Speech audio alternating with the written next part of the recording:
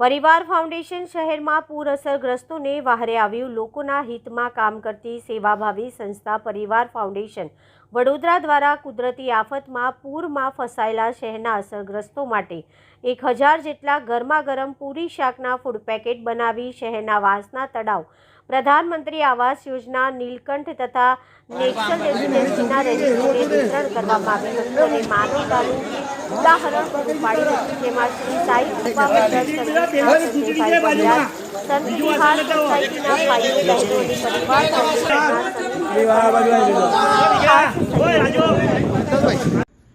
પરિવાર પરિવાર ફાઉન્ડેશન વડોદરા દ્વારા વડોદરામાં જે પૂરની પરિસ્થિતિ થઈ જેમાં અસરગ્રસ્તો માટે ફૂડ પેકેટ બનાવવાનું આયોજન કરવામાં આવ્યું હતું। આપ જોઈ શકો છો કે અમારી બહેનો અને ભાઈઓ આ જે ભોજન બનાવવામાં અમારી સાથે સહયોગી થયા છે। અહીંયા સંત વિહાર સોસાયટીની બહેનો પણ અમારી સાથે જોડાઈ છે, જે અત્યારે ફૂડ બનાવી રહી છે।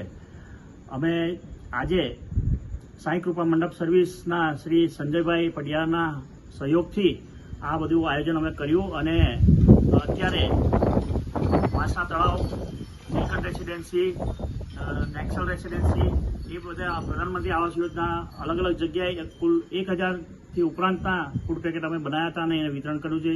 આ એક અમારી નાની સેવાની ફરજ હતી, એ આજે અમે કરી છે અને ભવિષ્યમાં બી અમે કરતા રહીશું। આભાર।